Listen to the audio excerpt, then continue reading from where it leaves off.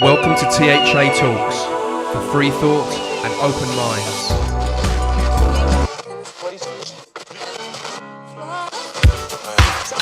Hey everyone, it's Mark Sargent from Strange World, broadcasting live every Tuesday evening, 10 to 12 Eastern, 7 to 9 Pacific, right here on Truth Frequency Radio.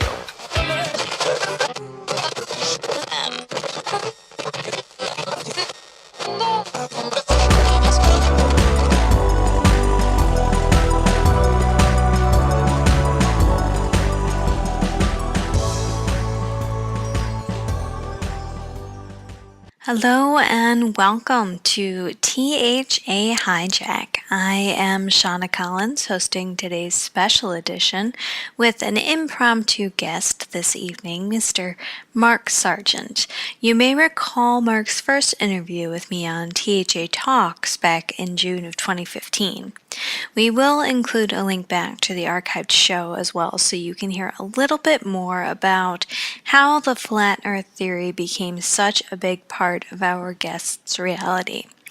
But for now, I do want to introduce my co-conspirator from across the pond, Miss Stefanie James. Hi, Stefanie. Hi, Shauna. How are you doing? I am well. I'm actually really excited for today. How about you? Yeah, this is a little bit unplanned as far as things were going, but I'm really excited about it because I've been watching lots of videos about this guest that we're going to have today, so it's going to be fascinating for me. Yeah, so just to let our listeners know, today is actually Thursday, April 27th, that we are recording this show. And we had originally had a different guest planned.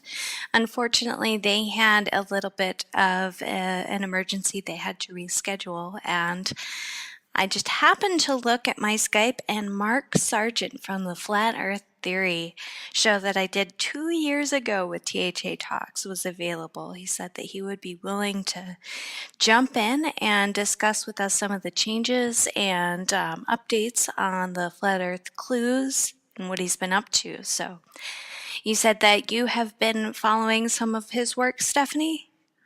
Well, I just happened to check out a couple of links today, which are available on YouTube, and I think there are quite a few videos on YouTube that Mark's got out there at the moment, because I was trying to get my head round the flat earth theory. It's not something that I've looked into at great depth, but it's still fascinating nonetheless. So I'm really intrigued to speak to him and hear what he has to say.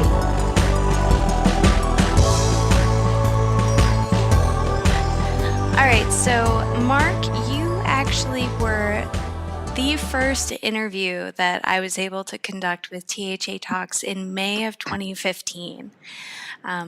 This was when I first became aware of the Flat Earth Clues series that you had done, and I think you were all over the internet. Maybe you can tell us a short description of how you got started. I think that the story from 2 years ago can be found pretty much anywhere if people Google your name. Yeah. But I'd like to kind of give people a cliff notes, and then from there, what you've been doing since we last spoke. Sure. Cliff notes of how we got to where we are today. 2 years ago, well, actually summer of 2014, I was a pretty hardcore conspiracy guy, but thought I'd pretty much seen it all, and was just kind of bored with conspiracies and decided to look at the last book on the shelf, which nobody wants to look at. We all know it's there. It's called Flat Earth. Everyone knows it's ridiculous and stupid, and it's the movie, it's the DVD you never want to watch. You see it on the shelf all the time. You're never going to watch it. And I happened to take a look at it, and it turned into a Pandora's box where I thought I could knock this thing out in a weekend like everybody else does. You know, one of the T-shirts for the Flat Earth community is I became a Flat Earther because I tried to debunk Flat Earth. And the more strings I pulled on, the more things started to unravel until February of 2015. I woke up in the middle of the night, had one of those Jerry Maguire moments where I said, okay, I'm going to go a completely different direction with this, and I'm going to see how somebody else could prove the globe. And I made a series of videos, short little videos. I wasn't, a big force on YouTube at the time, and made a series of videos called Flat Earth Clues, which was essentially parts 1 through 11, and said, okay, tell me, internet, hive mind, tell me how you know it's a globe. And thought for sure, it was mostly for peace of mind. It was a thought experiment more than anything. I mean, I was pretty convinced, like anyone, like you take a test, and you're pretty sure you've aced it, but you're not positive. You think that maybe you screwed something wrong. And I was hoping that somebody would call me, an academic, somebody from university, some astronomer, astrophysicist, engineer, something. Nobody did. And as a matter of fact, quite the opposite happened, where subject matter experts started calling me, and people like you I've done, this is my 110th, I think, interview since this whole journey began. And people start crawling out of the woodwork. Army, Navy, Air Force, Marines, structural engineers, air traffic controllers, pilots of all different types, people that specialized in long-range weaponry, you name it. And they all said the same thing. They said, you know what? You may be onto something there. And everything became unsolicited. I didn't want to do this. I didn't want to do Flat Earth. This is the last thing I or anybody in the community wanted to do. And so then, a place out in London called me, said, "Hey, I'd like to turn your clues into a book." Okay. Another guy called me, "Hey, I want to do some apps. Let's do some websites." Okay. And then the next thing you know, here I am, 500 videos later. And the community has grown to where, and I'll tell you what I've been doing recently in a sec, but the community has grown to where back when I started this, you typed in Flat Earth into the search engine, sorted by upload date, maybe you'd get, 50,000 hits, relevant search results. You type that same thing in today, and it's up to almost 17 million. Which is insanity. And one of the side effects of the community that has grown to an immense size now is that if you type in "the Earth is" into any search engine, it's probably going to say the Earth is flat, or type in just those two words, and the question will come up: is the Earth flat? We didn't even try to do that. We did that with no marketing money. So anyway, but since then, it's really gotten to a point where it's surreal. The question, which used to be ridiculous, now has been turned into something. I'm not going to say a cult, but more of a grassroots community which has a life of its own. To where mainstream, and we can talk about this as we go on, mainstream has latched onto it over the last 6 months, and it's been a fantastic ride so far. So, how's that for an opener? That is great. I think that gives us a little bit of an idea. We actually have a resident astrologer with us, Stefanie James, and I would like to see what her thoughts are as it relates to the flat Earth relates to the planetary effects. I mean, if but can I throw one more chime in there? Mm-hmm. Since we are talking a little bit about astrology, because people have said, doesn't this kill astrology? I go, no, not at all. As a matter of fact, it's quite the opposite. The nothing changes when it comes to astrology as far as the layman's concerned. The stars are still out there. It's a giant, elaborate system of clockwork, which tells a lot of different things. The only difference is that the stars aren't an unbelievably incomprehensible number of miles away. They're just in your backyard. They're still up there, but they're your stars. They're nobody else's. That's my statement. Interesting. It is interesting. I do have a few questions, actually. I would imagine you would. Well, I mean, immediately, I was watching a graphic about the flat Earth on YouTube earlier. I think I was listening to a show that you'd had a heated debate with a scientist on another show,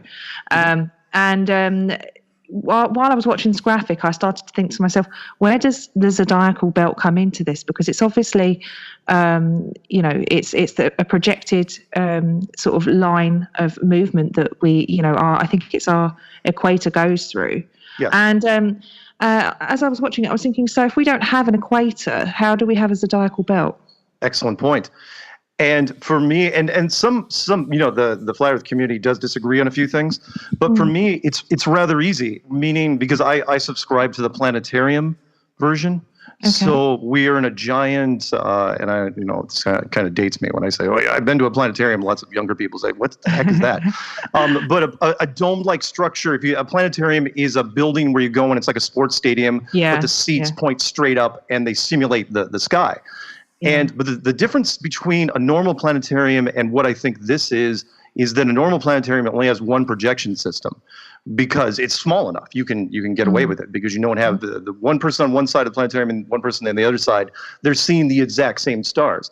But if this place is as big as I think it is, Truman Show to the nth power.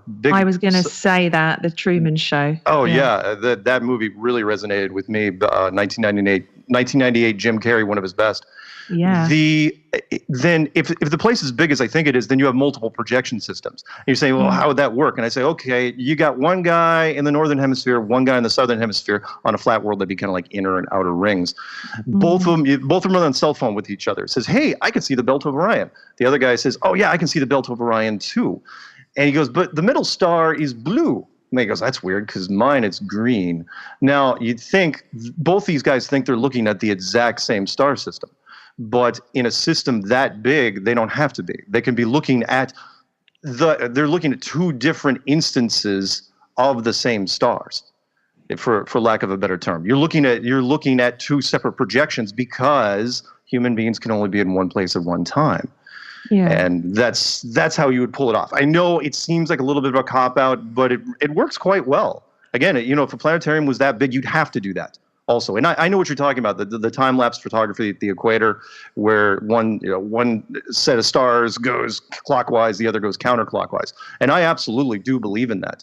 The thing I don't believe in, and I'm not trying to cut you off, is that the Coriolis effect, where the water drains in different hemispheres. I don't believe that's nearly what people think it is. There's a fantastic video out there by a non-flat earther, a real scientific guy, YouTuber called Smarter Every Day. He's got 5 million subscribers, and he did a fantastic simultaneous test, northern and southern hemisphere, with freestanding pools of water. And he goes, I don't know what they're talking about as far as toilets flushing in one direction and in the other direction. He goes, it has nothing to do with the spin of the Earth. So anyway. Interesting. So what does that have to do with then? Because I just how does that happen? You mean the water? Yeah. Oh, it doesn't. That was the weird part. He took two kiddie wading pools. One was in the southern hemisphere, one was down in Australia, and it was a beautiful scientific experiment where the kiddie pools were filled up to the brim, and they was done simultaneously, literally in the exact same time. They were on video phones with each other, and they were recording on the video cameras. Let the water sit for hours so it was perfectly still, and then to make sure the water was not disturbed, they took eyedroppers of food coloring and made kind of like a cross pattern on this thing, and had a central drain plug, pulled the plugs at the exact same time, and the motion was so gradual that it was almost undetectable as far as the spin was involved. He goes, and they repeated it. They did it several times. And he goes, so much so that he goes that what you're seeing in sinks and toilets, he goes, it's got to be because of how the water is going into the bowl for whatever reason. He goes, it does not exist. But I'll take it one step further, and I know I get kind of excited and I ramble. But in the meantime, since I've been talking, since the first, has it been that long, by the way, Shauna? It'll be Seriously? 2 years in May, yeah. Oh, folks, time flies. I've been talking to subject matter experts, the people that have called me from all the branches of the military forces. And initially, I just wanted to get a sniper on you, because you hear mainstream television say, well, if the sniper shoots long enough, they have to account for the spinning of the Earth. That's not true. I've talked to tank commanders, artillery guys, missile guys that, they're shooting 20, 30, 50, 60 miles, submarine guys that are shooting torpedoes at 30 miles. He goes, and they all say the same thing, which is the firing solution never takes into account, ever takes into account the spinning of the Earth. Now, that doesn't mean that they haven't heard of it, but they never use it. And so when I see a guy on mainstream television come on and say, oh yeah, I shot 1,600 yards and I had to count for the spin of the Earth, going, really? Because I got a guy next to me that shot 30 miles and he never had to do it. And he did it over and over and over again. And that makes sense because the if you're shooting 30, 50 miles, if you were like, say you're shooting a cannon, not only would you have to know elevation and windage, but you'd also have to know two other very, very important things. One is, okay, which way are you facing on the map, northwest, southeast? And where are you on the map? Because the spinning of the Earth, if you believe mainstream science, is 1,000 miles at the equator, 1,000 miles an hour at the equator, but it's 0 miles an hour at the North Pole. And then you've got this scale, this sliding scale between 0 and 1,000 miles an hour. And you'd have to take all these things into effect if you're shooting long ranges. He goes, it never happens. The charts exist, but he goes, no one ever uses them. It was an amazing thing, and that was just something I found out. It had nothing to do with my clues. It was just the things that people would offer up. Anyway. So I would really like to ask a couple more questions about Sure. space. Sean, by the way, Shauna, did you just blindside her with this? I did actually. We were talking for about 20 minutes, getting ready for a show that we had scheduled for today, and then we were waiting on this guest to show up, and he hadn't heard anything, and I sent him a message, and he said, "I'm really sorry, I have to reschedule." I said, "Well, I see Mark's screen." And we had already talked about having you on around at some point in May, so that we had a little bit more time to kind of go through and figure out what we were going to discuss. But I was like, well, if he's game, let's just do this now. And I apologize in advance. Stefanie, is it right? That's right, yeah. Yeah, Steph, I apologize. You know, when somebody hears it for the first time, or if they really haven't been into it, it's a real. I mean, women actually react better than men do. They're more open-minded when it comes to things. But I mean, it can be a real affront to your senses, because people is like, what are you talking about? We all know. Let me give you a quote real quick before you ask your questions. And this will kind of size up things. I put this in the description of every video I do now, which is George Orwell, the famous author of 1984. Yeah. He wrote back in 1946 an article for the Tribune. It had nothing. It was kind of a thing on science, how science has this massive responsibility, and sometimes it takes liberties. And he goes, it's interesting. He goes, you could go to anybody on the street right now and ask them, how do you know you're on a globe? And the first response is always going to be the same. The first response is this knee-jerk reaction. Well, why are you even asking me that? We know we're on a globe, all right? Come on. Everybody knows that. And then if you press them on it, they start to get angry. And I thought that was very interesting, because in 1946, that was 12 years before NASA. So if we had no space programs at all, how did everybody know we were on a globe? It wasn't because the space program came along and in 1972 finally showed you a picture. It was because you were told, that science told you it was a globe. That plain and simple. They put the globe in your classroom and they said, that's where you live. And they do that over and over, for the first 12 years of your schooling, depending on where you go. And you take it as gospel. And I compare it to, and I'll end with this, I compare it to things that you can test every day. We all know water is wet, fire burns, you drop something and falls to the floor, that appears to be some form of gravity. But when it comes to the shape of the Earth, that's something that everybody goes on faith. And it was absolutely faith up until 1972, when finally the Americans showed a picture. It says, oh yeah, that's where you are, by the way. Well, actually, at school, not only do they tell you that you live on a globe, but they actually laugh and ridicule people who actually thought that the Earth ever was flat. That's something that's part of the education system. We all sit there and go, oh, how stupid is that? Or what, did you sail a boat and you come to the edge of the Earth and you're going to fall off, and where are you going to go? That sort of thing. And so you'd sit there and go, oh, that's just really ridiculous. Of course, how could that ever be true? But they're not giving any credit towards the fact that there might be a very plausible way for it to happen. I'm open-minded to anything. I like to hear what people have to say, and I'm happy to change my mind if I hear a good enough explanation for something and I can back it up with some research. It's a weird journey. If you and I will warn you in advance. If you like your life the way it is, if you get up in the morning, it's like, things are pretty good. If you can do that on a daily basis, do not open Pandora's box when it comes to this, because this will mess you up. Because once you get it's that far, because once you open the box, you can't put it back in. I mean, the genie will not go back in the bottle. And I've heard this so many emails from people that said, oh yeah, for 2 weeks I basically didn't sleep. I was just absorbing tons and tons of video material, and then doing their own research. And when they came out the other side of whatever tunnel it was they created, they realized, because it makes you reevaluate everything else you've ever been told. And it's rough, and what's great about it so far is that we have extremely unusual high retention rate when it comes to this. Like 99.9% people that get into this stay in it. I've never seen something like this. I mean, if you're an astrophysicist or an astronomer, or you have your master's degree in any of the physical sciences, there's no way. There's nothing you can do, because you're not going to be able to come back from that. You've had too much education, and your mind is just not going to be able to go down that route. But what we've done is, over a series of things, and you can ask whatever you want, what we've done is we've created, if you treat it like a court case, which I really have been over the last year anyway, it's not that any one of the things that I lay out or anybody else lays out in the community, do any one of those things prove flat Earth? No, they absolutely do not. Do they create reasonable doubt in the globe? Yeah, they do that all day long, 6 days a week and twice on Sundays. And the scientists only have a limited number of weapons or tools in the box to go against us, and they've been having a devil of a time recently, and to the point where now mainstream. Well, I mean, leave it this way: science has. What we've basically done is we've created a court case to where it's not that we're anti-science, by the way. It's not the old flat earther thing where it's like, science, we should go back to the mid 1800s and burn all the science books.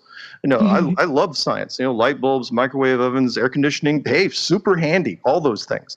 But science seems to take leaps of faith, and then they claim they don't. And when it comes to this is let me throw this one more thing out at you, and then I'm sure you've got questions, which is this.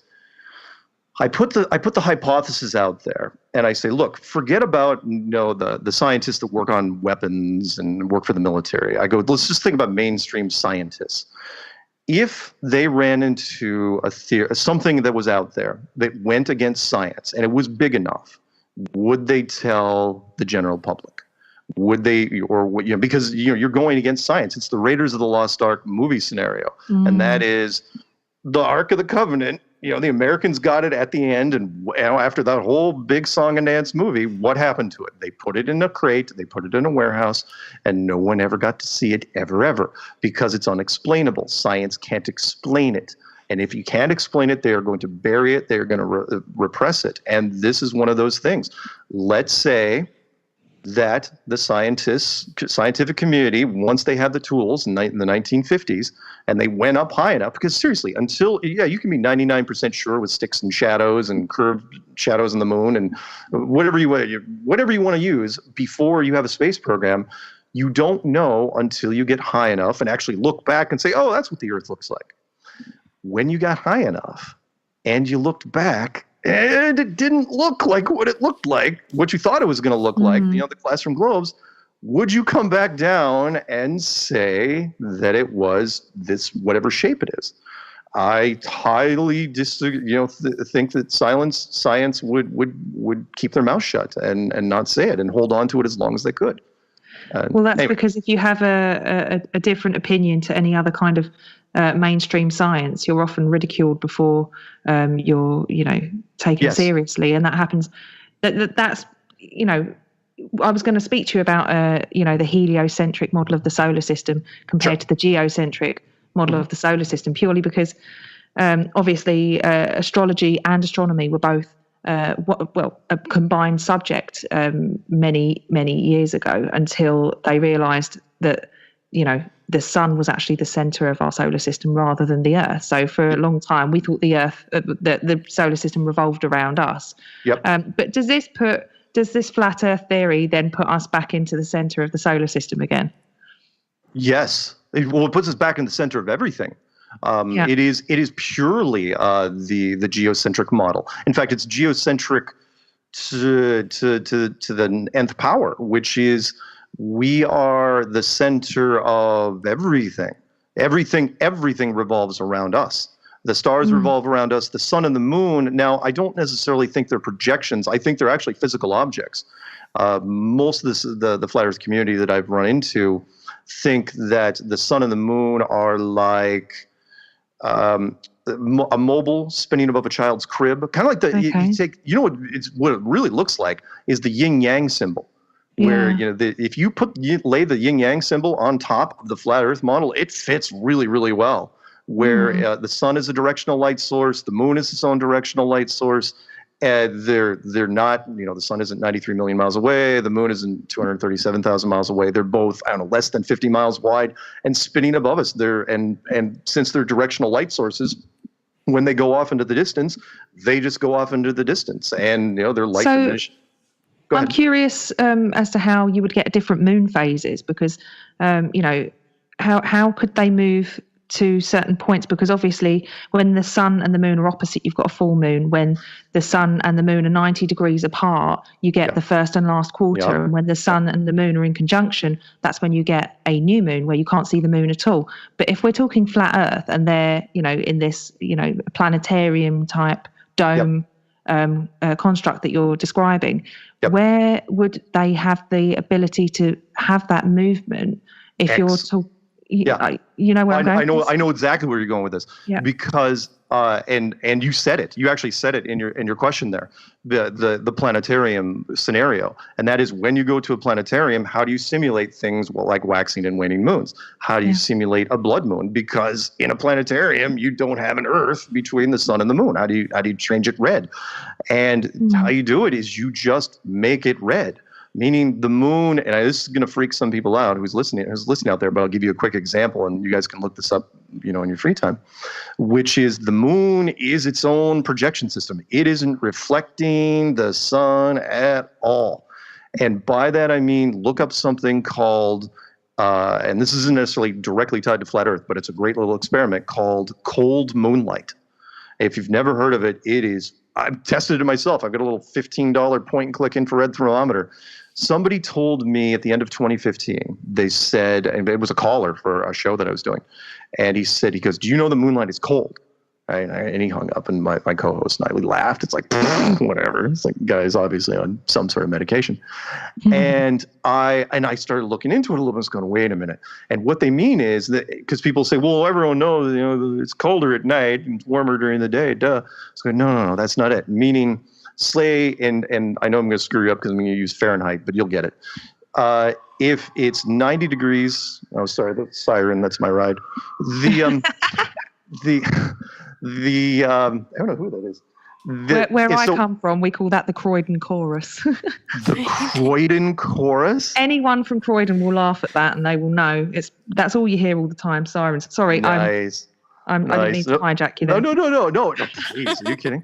So I did tech support calls for 15 years, and nothing can really derail me too much. Although I derail myself like I'm doing right now. Okay, I forgot for a second. Okay, so 90 degrees in the sun, 80 degrees in the shade, right? We all know this. It's cooler in the shade, right? And if you take a magnifying glass to the sun, you can burn paper with it. We've all done that too, except in England where there is no sun, kind of like where I am.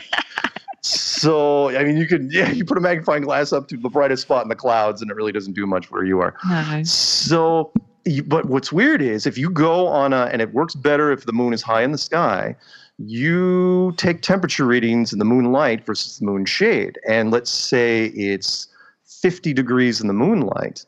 It's 60 degrees in the moon shade. It's warmer in the shade than it is in the light. And you think that's weird, and we get up to 13 degree Fahrenheit swings over here. You think that's weird, and I was the first one. I will take credit for this. I was the first one to suggest, what happens if you take a magnifying glass to moonlight then? What happens? And people did some tests, and they're fantastic tests with copper plating and water. It actually gets colder. Moonlight is cold, but magnifying moonlight is even colder, and you're thinking that's not possible. Well, it is. Because we can do this right now. Our technology has reached a point where we can generate something. It's called a cool laser, and we can actually generate a refrigerating beam using laser. That's like pretty cool. Now, what does that mean? I know I'm taking a long version to answer your question. Does that mean that the Earth is flat? No, it doesn't. Does that put the relationship between the sun and the moon when it comes to reflectivity? Is that even a word? Reflectivity? Reflective properties. Yeah. Yes, it does put that into question. And it's like, okay, then what? And that, of course, for me, I use that reference just about every time I can, because when people say, well, how does waxing and waning moon happen? I go, because the moon is projecting its own light source. Whatever's up there, whatever's powering the moon is its own thing. It has, it's its own properties. I'm not going to necessarily say it's mechanical. It could be organic. It could be a sentient life form. I don't know, but it's not reflecting the sun, and it's generating literally a cooling light. And you guys can test this out yourself. Go and buy. In fact, I'm holding it in front of me. I know you can't see it. It's a point-and-click infrared thermometer that they use for just about everything, for testing engine parts and testing how, when you lay down new asphalt, what the temperature is. And it works fantastic. Test it on something in the moonlight and test it on an identical object in the moonshade. You'll see it yourself. I've done it. It's incredible. Anyway, there's your question. Well, thank you. No, it's so interesting. You're posing, every time you say something, I want to ask you a new question. Please. But I don't know. There's just so many. A couple of things. Well, one of them that just popped up into my head was, I was thinking about the kind of the Viking flat Earth kind of perception of their world that they had. But it made me think, why do you think it's a flat Earth then? Where does the seismic activity come from? Where does lava come from out of volcanoes? When there's an earthquake, what's caused the earthquake? And are we just sitting in a Petri dish somewhere in somebody's science lab? Or what's that about? I'd like to think there's a little more thought into it than that, because a couple things. One, because some people have asked me, and I did a clue on this, and I got a little ribbing for the clue, because I said, look, nothing in this system is organic, nothing at all. Because they say, well, volcanoes are organic, and I'm going, no, they're only organic because you can't think of replication that we can do ourselves, even though we can create molten metal and molten rock out of blast furnaces. What's interesting about that, and by that I mean everything about this system is part of the process, meaning the jet stream that controls the upper air currents work better in a circular system, not a globe.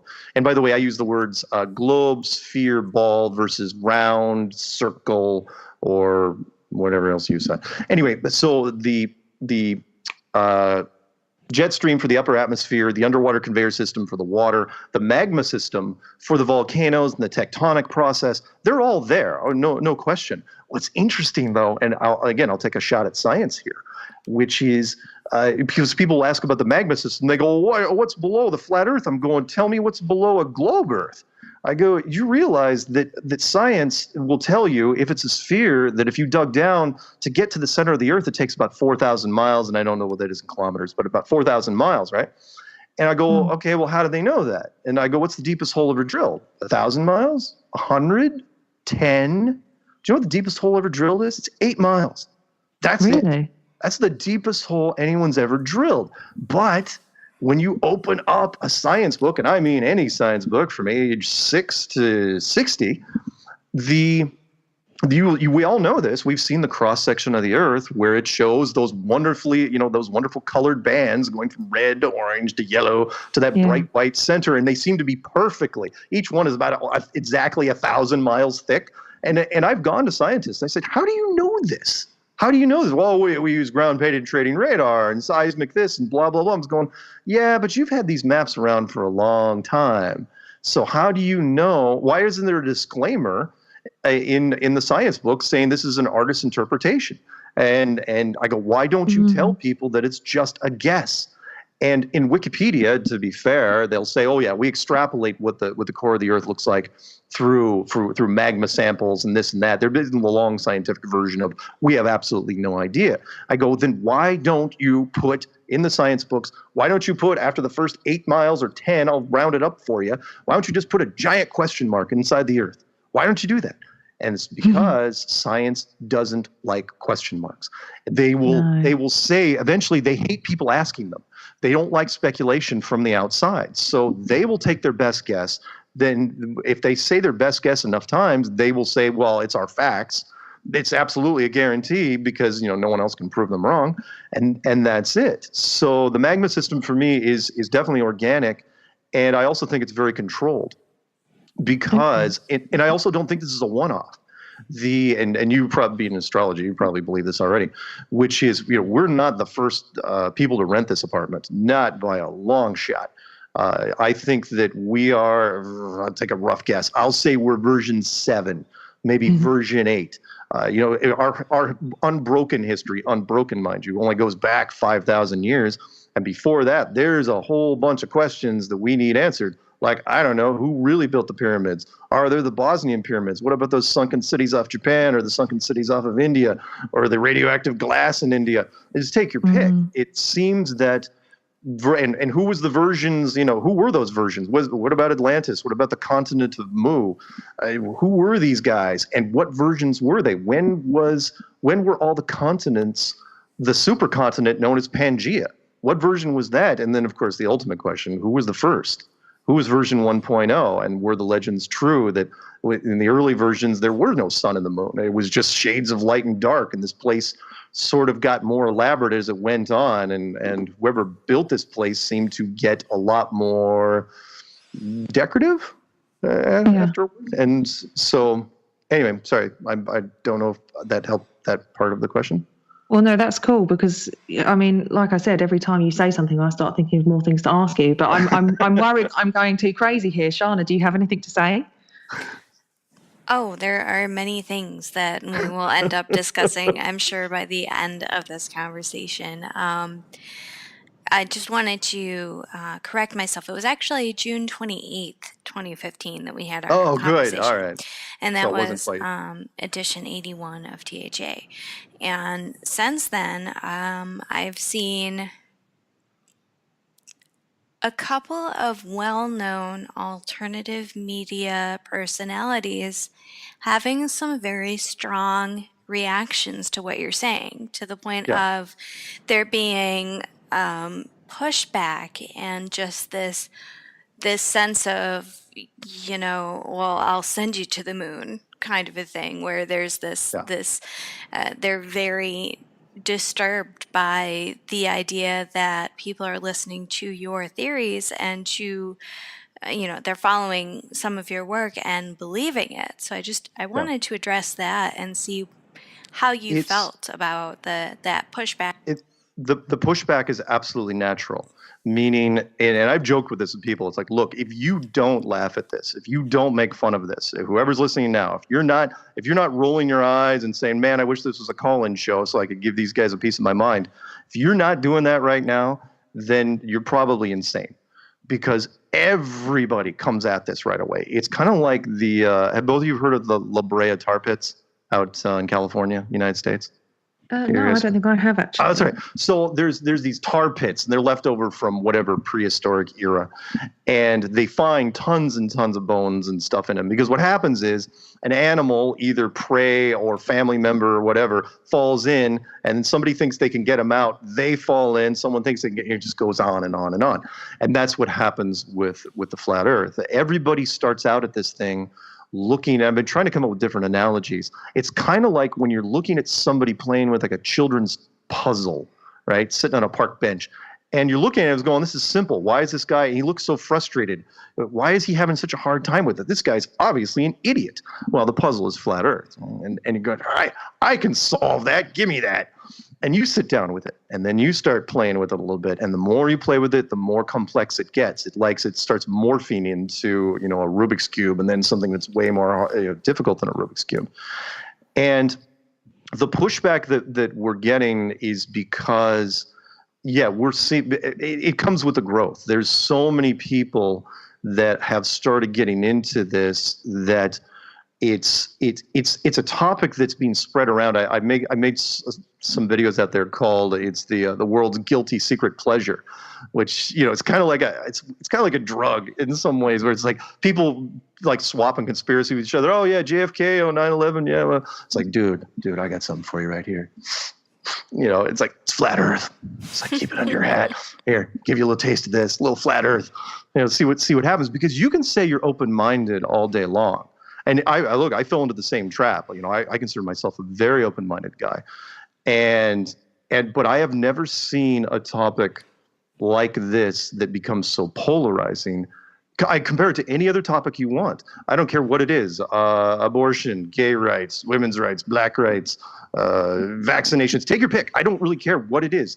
Yeah, those are some hot buttons for a lot of people. This shouldn't be a hot button, right? Because it's so obviously terrible that nobody should ever believe in their right mind, and that's the trick.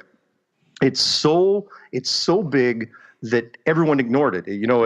Nobody could see the forest for the trees, and once people started, getting into it, it started spreading organically to where, and I've got a list of people in front of me. I'm just looking at the list of videos I've made in the last 60 days.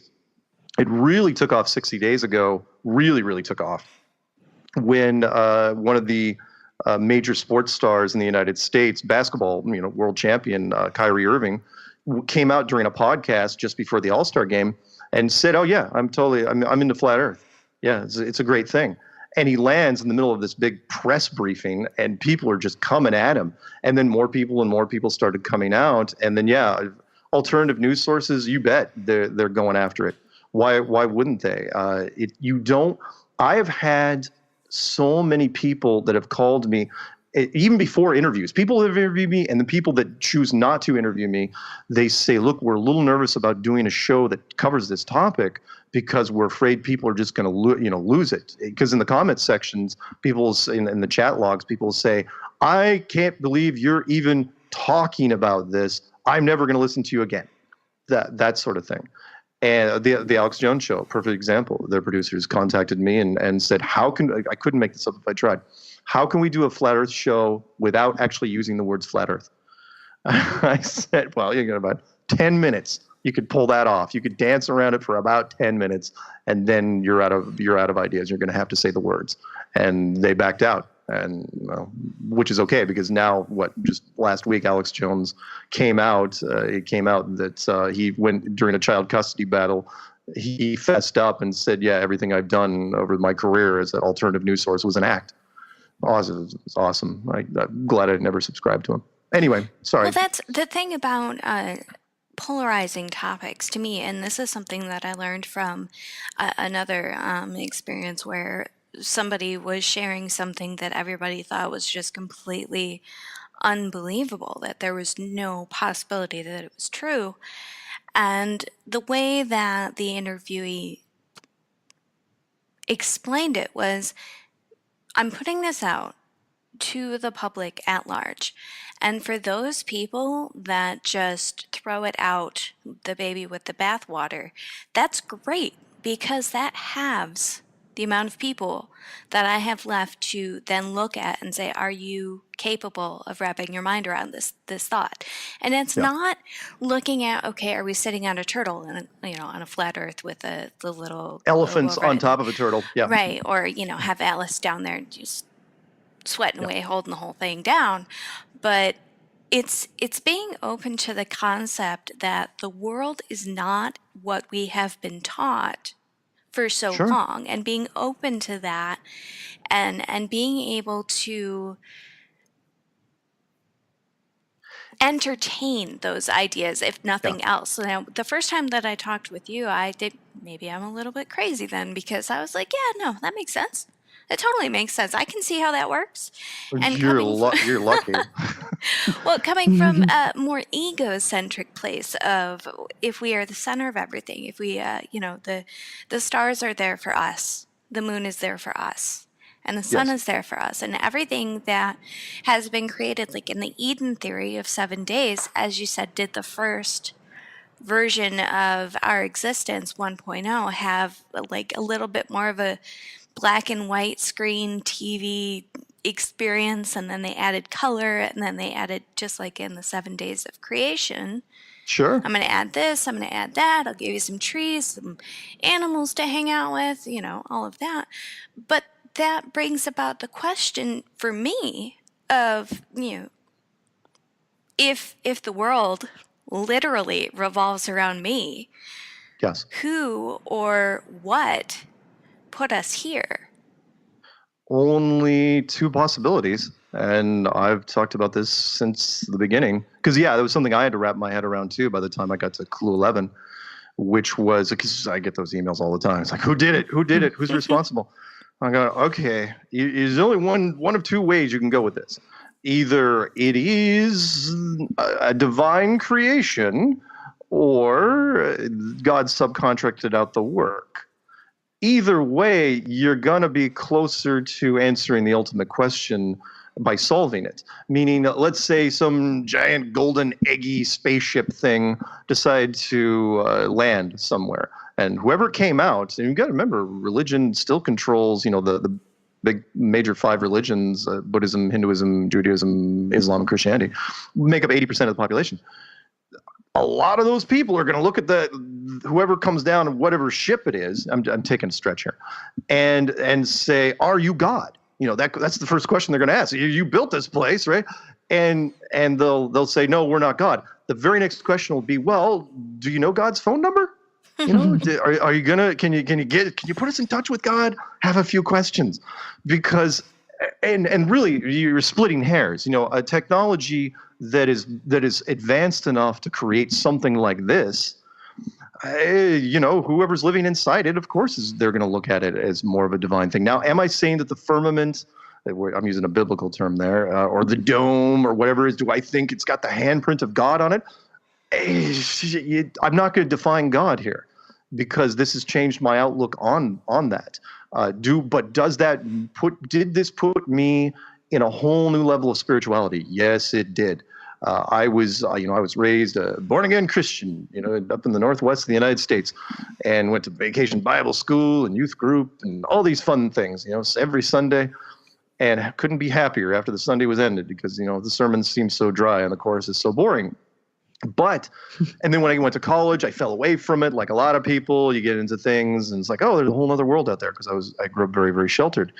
But once I got into this, I came back to a whole new sense of purpose, a whole new sense of significance, because science will be quick to tell you, oh yeah, Big Bang, you're a complete accident, and you're a speck on top of a speck on top of a little bigger speck in a universe that is so massive, we have to come up with numbers that you'll never understand.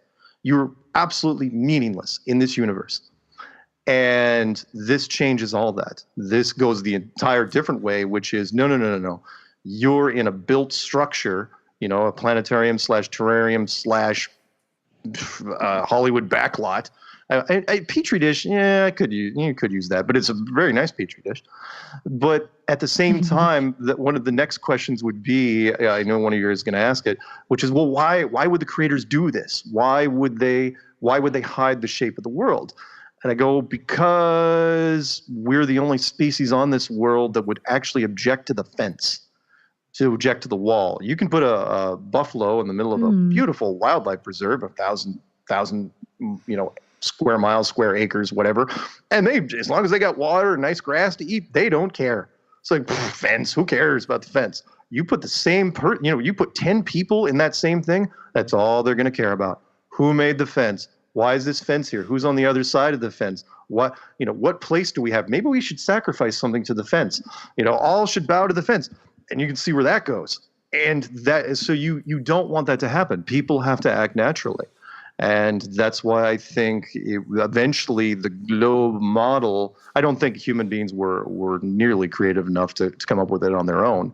I think they were probably helped along, but we ran with it. And science, look, they built up a massive institution from it over the last 500 years, to the point where they are stronger than quite a few religions, and they definitely have mainstreams here and have been making, huge leaps. So if you think they're going to go backwards quietly into the night, oh no, No, they're going to fight this tooth and nail. And we've been watching some of the more high-profile guys like Neil deGrasse Tyson really take a stand. I mean, the fact that he went on mainstream television, the world's most famous astrophysicist, rock star, even though he looks like a cross between Bill Cosby and Sinbad, he comes on television and, you know, talks for 6-7 minutes, drops the mic, says, "This is gravity," and then flexes and walks off stage.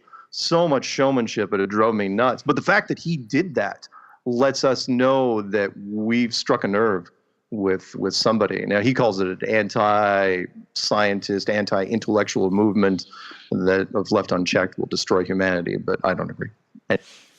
Well, Mark, I think a mic drop from Neil deGrasse Tyson is probably the best place that we're going to have an option to take a break and allow our listeners a chance to kind of digest a little bit of the information that you have shared thus far. Thank you so much, and we will be right back. Falling in the fire seems a logical place to be. This longing desire to defend, a look of everlasting beauty, disappearing smile, a dream repeating always the same end, taking it in stride seems the logical way to go. Can't understand the world today, following my deepest instincts, madness all the while, rehearse each line as if I'm in a play. You're the reason I will always wait forever, endless fantasies await me.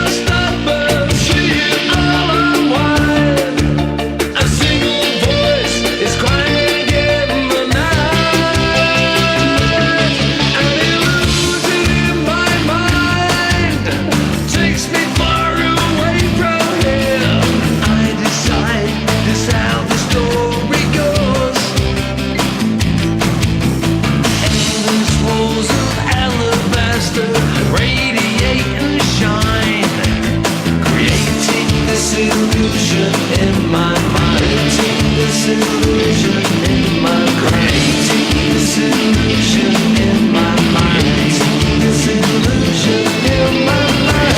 Creating this illusion in my mind. Creating this illusion in my mind. Creating this illusion in my mind.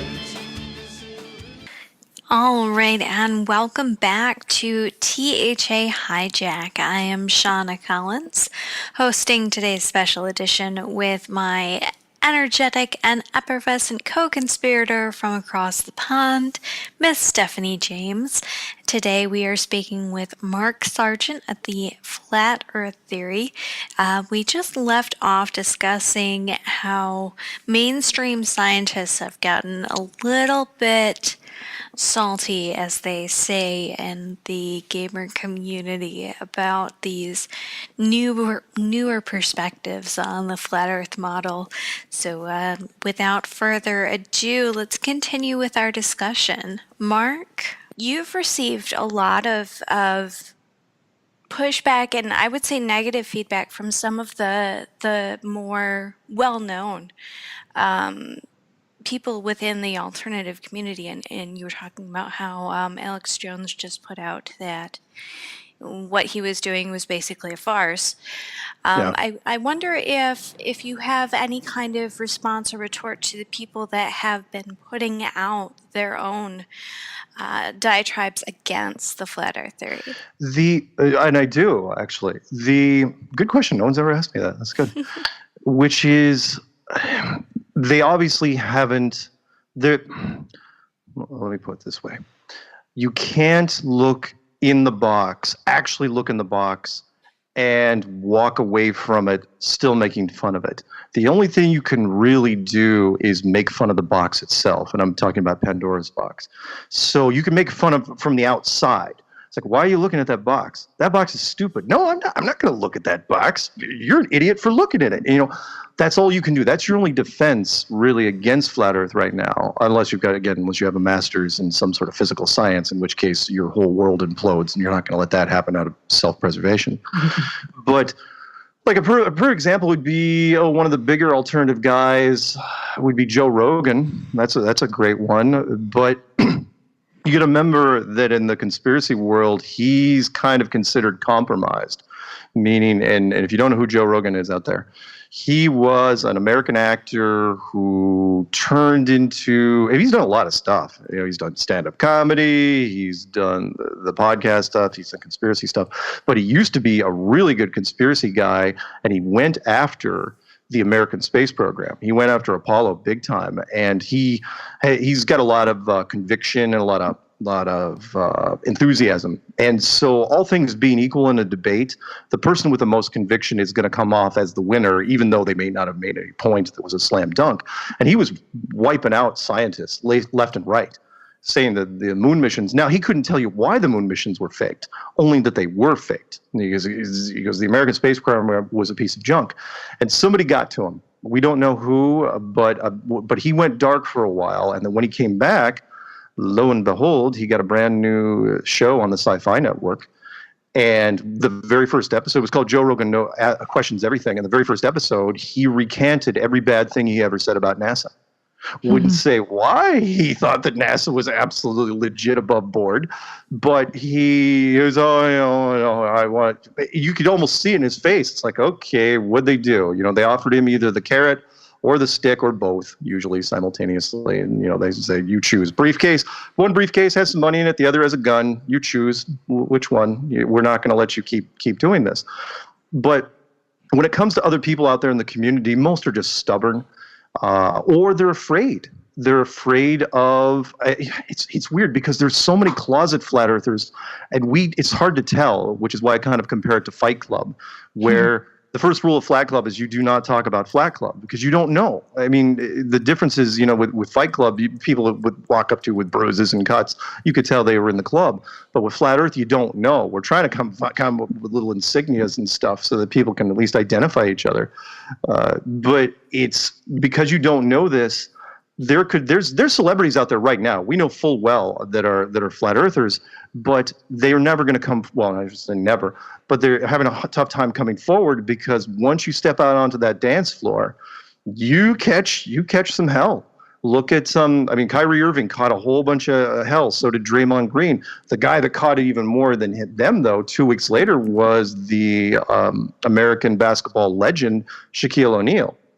He comes out and says on a podcast, he goes, "Oh yeah, there's flat, and he's going against his co-host and just going, "No, it's not," and he goes, "Yeah, it is," and he held on for about 5 days.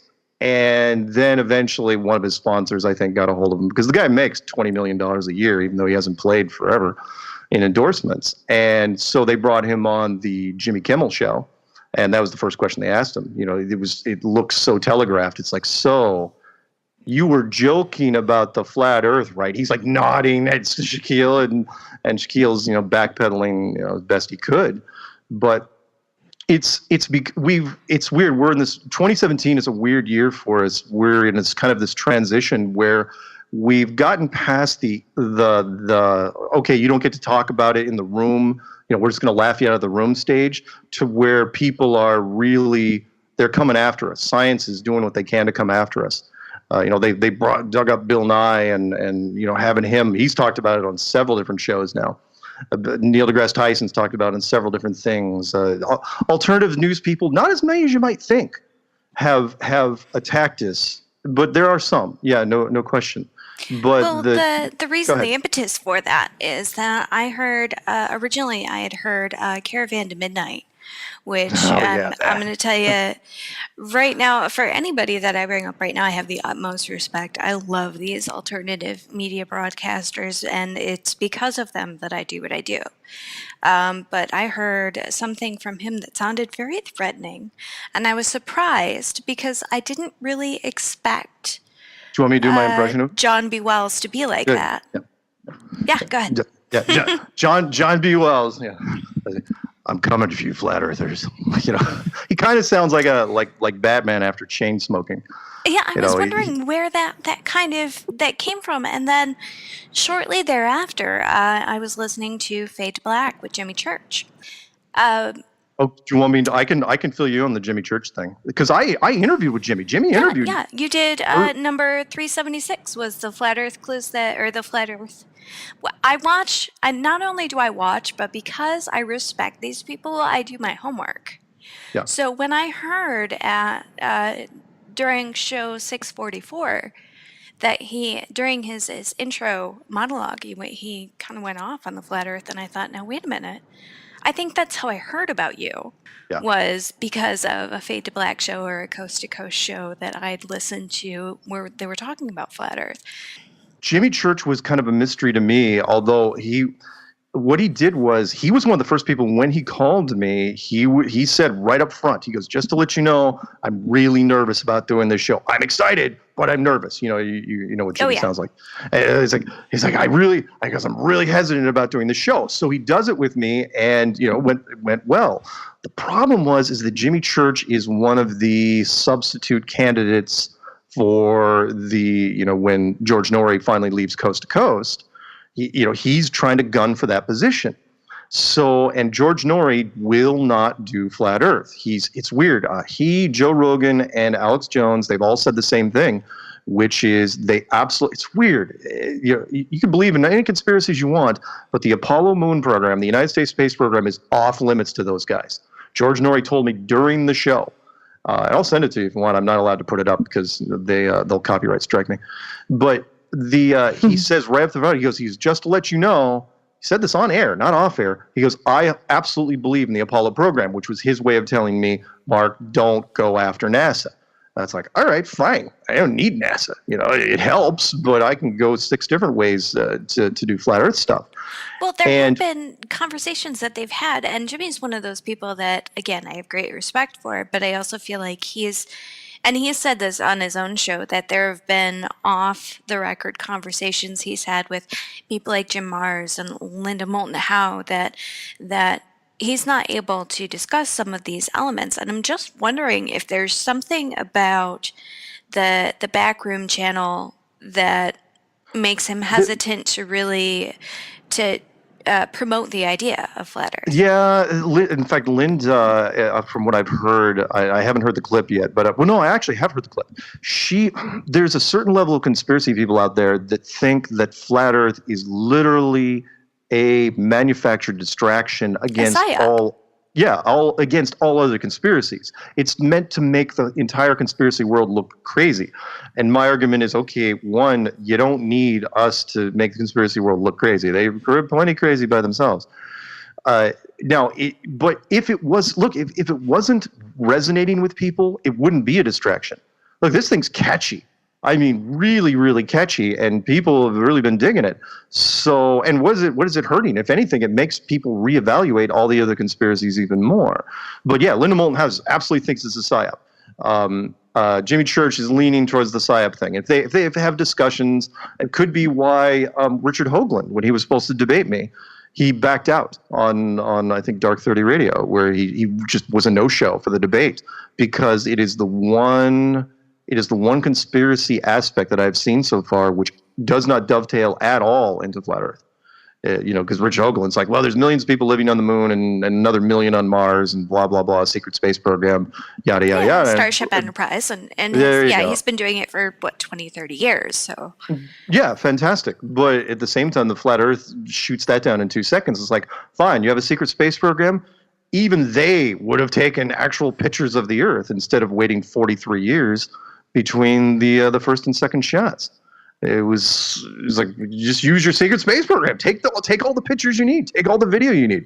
That, in fact, it lends more. It kills the secret space program more than it does the real space program. So you're saying, I have to rewind this a little bit for the Mars aspect, because this is something that we haven't touched on yet. Yeah. From a planetary perspective, and I'm sure that Stephanie's going to want to jump in for this one as well. But the idea that we're supposed to be taking a space vacation to Mars and to start to bring people out there to live and work and thrive. So you're saying that you don't believe that the planet itself is habitable, or is it outside of our... no, it's way... Okay, you go to Hayden Planetarium, which is run by Neil deGrasse Tyson. Mm-hmm. Can you land a drone... Forget about a spaceship. Can you land a little drone on Mars in a Hayden Planetarium? No, you can't, because it's just a point of... it's a point of light. Now, whether it's a real point of light, like a three-dimensional living entity. I mean, there's a lot of people that think that the stars are the luminaries, mm-hmm. and that fits fine with the flat Earth model. It's like, fine, they could be the luminaries. I mean, the only difference is distance. So no.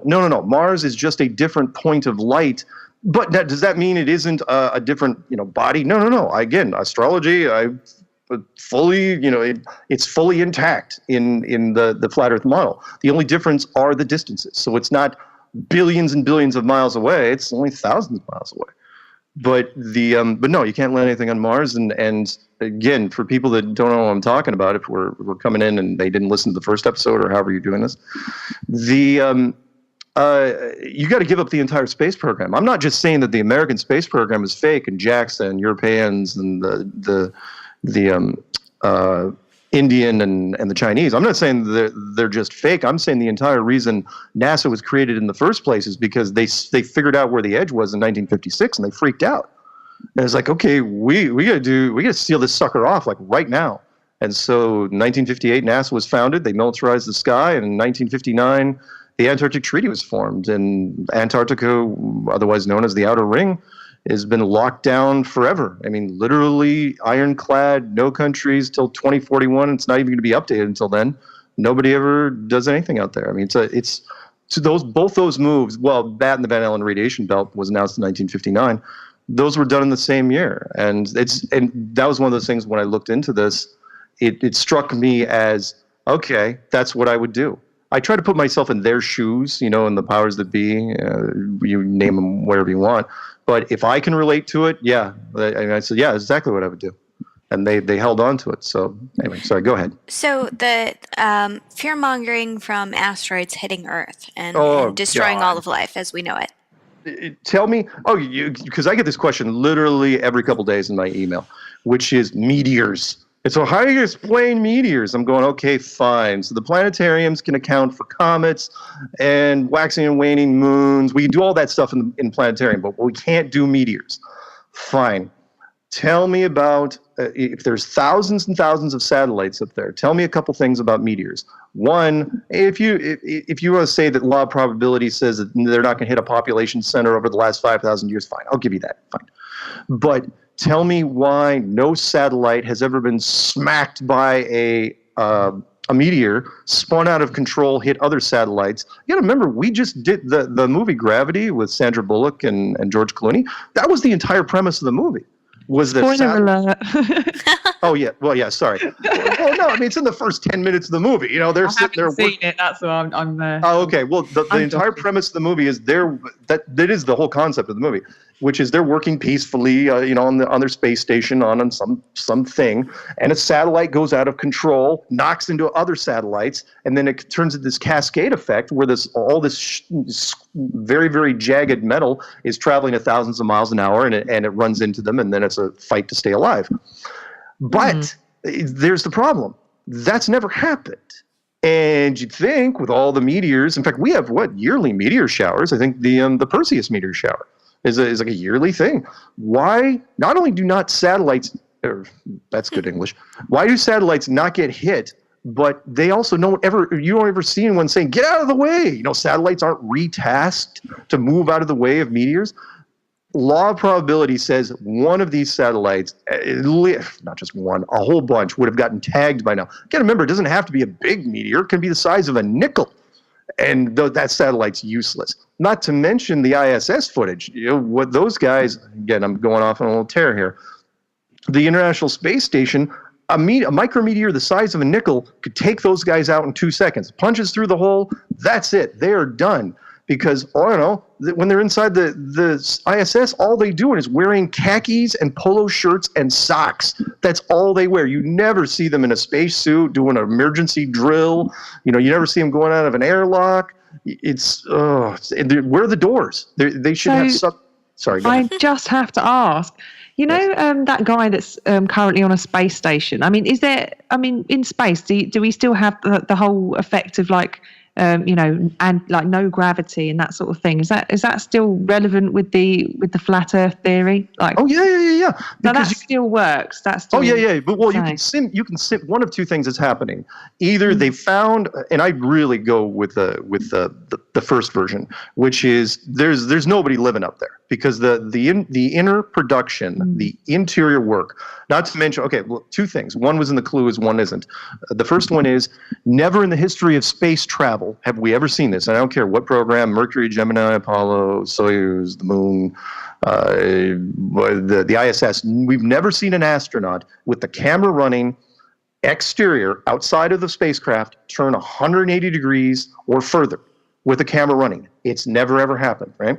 That's one. That very thought should just make everyone just go, what the heck's happening there?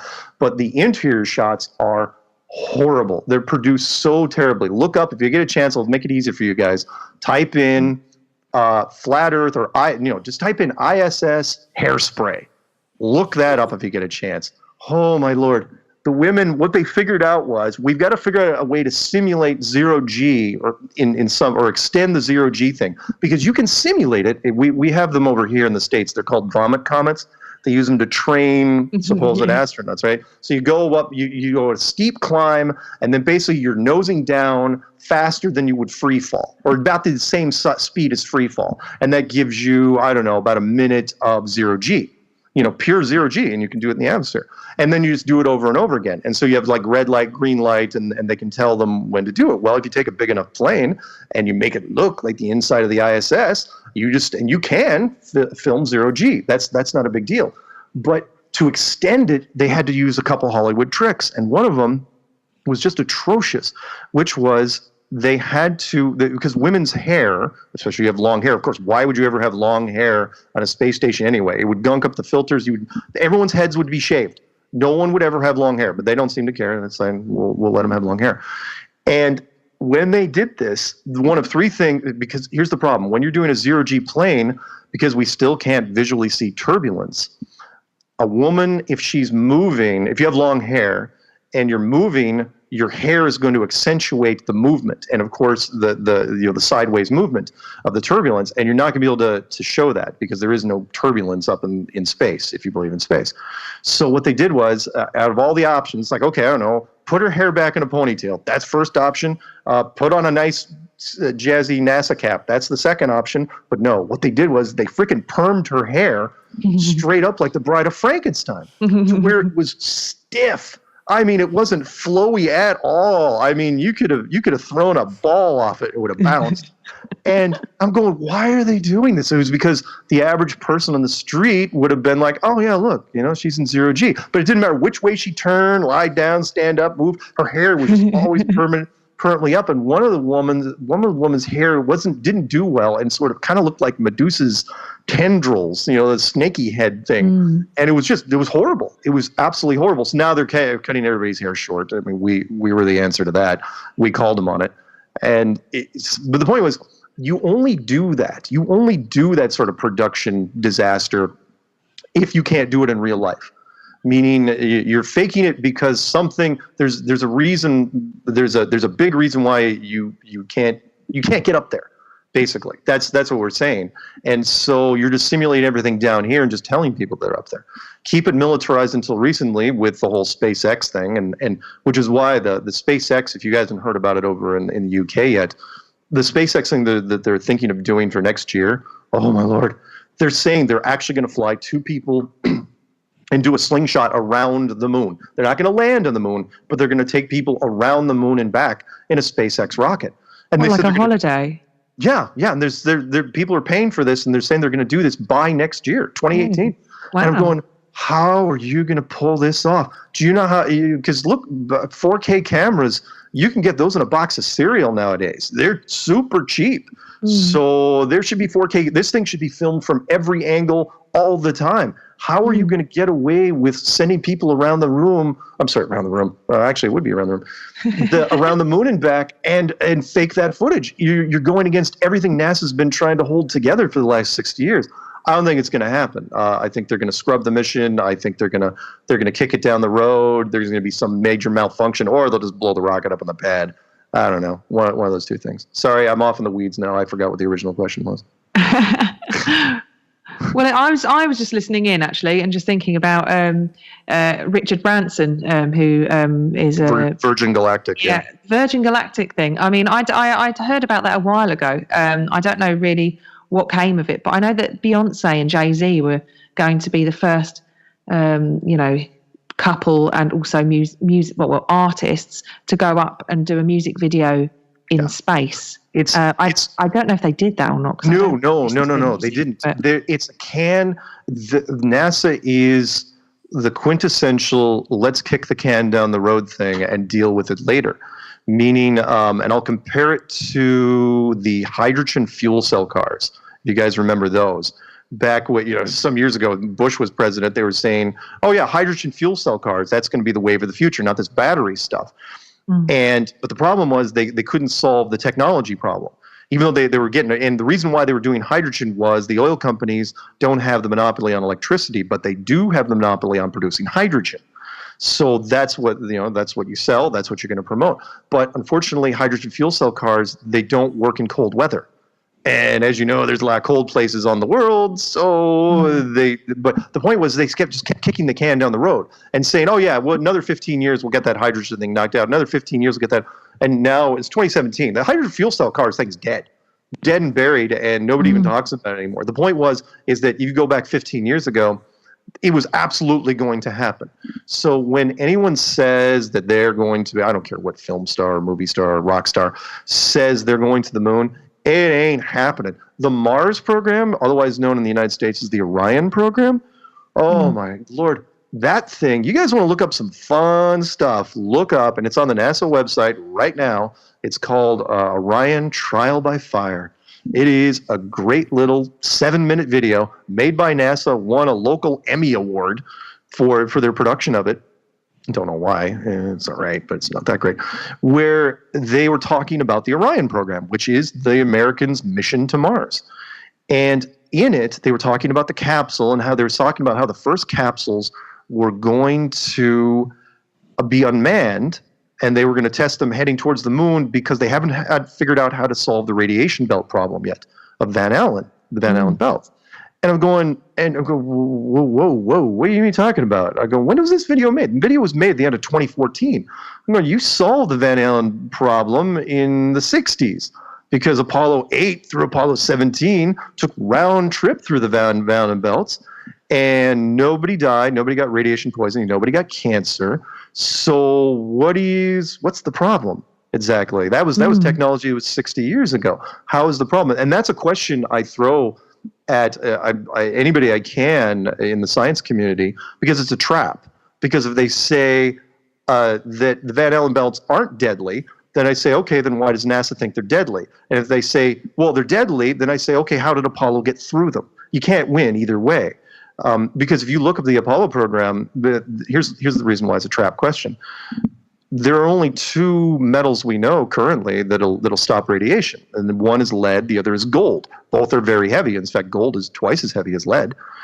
And yet the shielding, when you look up the specs and all the Apollo program, didn't use anything at all, just used a little bit of aluminum, which doesn't stop any sort of radiation. You go to the dentist's office, you get a big lead blanket put on you. There's a reason for that. You're saying, well, that's X-rays. I'm going, what do you think the Van Allen belts are? There's a whole it's a bunch of stuff if you believe in the belts at all. That's why I think NASA shot themselves in the foot. Not to go off on a rant, but Van Allen announced it in 1959. He goes, it's super deadly. Super deadly. You can't go through them. But then Kennedy comes along and says, oh, yeah, we're going to go to the moon by the end of this decade. And then they're going to Van Allen immediately going, hey, dude, how are we going to get past that? He's going, well, you know what? We're going to go real fast. Seriously, that was his answer. We're just going to floor it. We're going to gun it. And I'm going, all right, well, your fastest speed to date was, 15,000 miles an hour. You say the belts are about 60,000 miles thick. That's 3+ hours each way inside those belts. I may not be Neil deGrasse Tyson, but that sounds like a big carcinogenic problem to me. Just a little bit. So, and plus you're going to have to slow down on the way back. Fine, you think you could punch through it on the way out? Fine, I'll give you that, just for argument's sake. But on the way back, it's all about hitting the brakes, which means you're spending even a longer time in them on the way back. And yet, to date, no astronaut, and there's 7 that are still alive, even today. No astronaut died. None got radiation poisoning. The capsules are in the Smithsonian. You could run a Geiger counter over them. They're not going to click a bit. So how'd they get through them? And it's because they weren't there in the first place. They were just made up to stop the American subcontractors from getting involved, because you don't want companies like, forget about SpaceX and Virgin Galactic. Those are just a couple billionaires. Think of the bigger companies like Lockheed Martin or General Dynamics or Boeing. Those guys, the people that make the parts for NASA, they could have gone and done it. So sorry, you caught me on a chatty. No. It's okay. Mars is in Gemini. We're going to and passionately discussing what we want to. And by the way, astrology.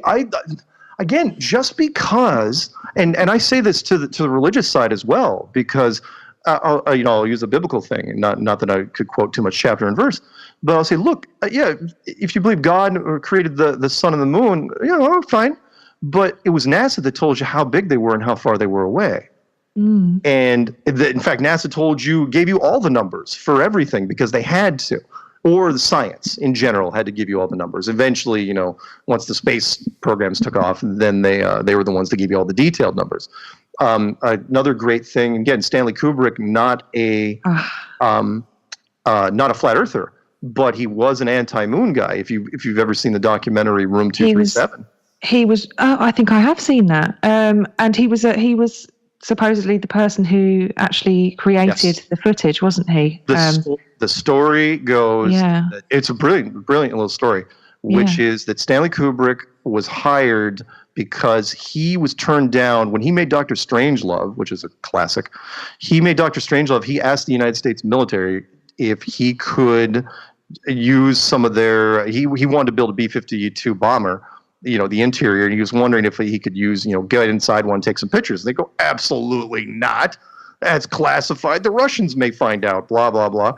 And like the Russians have ever been our enemies. And and he goes, fine. And so he did it just on, he cut and clipped different pictures that he'd seen in magazines over the years, and he made his own interior shots of a B-52 bomber. And it was convincing enough that they got a hold of him, and again, if you believe the story, where he says, they said, look, you say, and there were other directors that were candidates, but they figured, okay, what can this guy do with a real budget? And they said, what can you do to simulate space on film? And they backed what is now known as probably the finest, well-aged sci-fi movie of all time, 2001: A Space Odyssey. Incredible.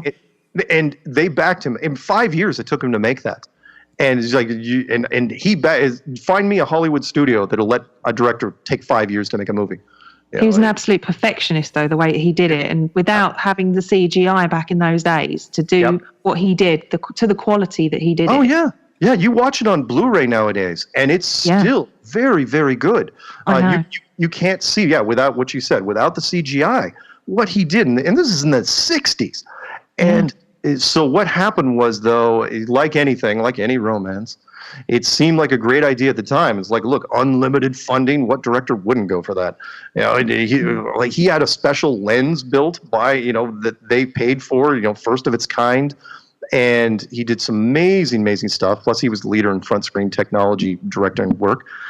And the story goes is that eventually, like anything, Hollywood and the government don't necessarily make good bedfellows. He backed out and said, all right, I'm done. But by that time, they had already gone pretty far with it. And so he wasn't involved in the last part of it, meaning when they actually aired the American Apollo footage, he wasn't anywhere near the place. And Room 237, cut to the chase here. Room 237, he was so disgusted with the whole thing, but he realized that there's no way, who is he going to tell? He would have been clipped, it would have been turned into some drug overdose thing. That he built the entire confession into the 1980 movie based on a Stephen King book called The Shining. And it was brilliant, and nobody figured it out. Again, that's how brilliant it was. Nobody figured it out until years and years later when it came out on DVD and Blu-ray. And they were breaking down frame by frame, and the Room 237 was the room where all the bad stuff happened in the movie. Yeah. And it was the room where nothing was real. Right, and if you remember that one scene where Jack Nicholson comes in, it was a beautiful woman. It started off as a beautiful woman, but then it turned into this horrible, ugly, thing. Yeah.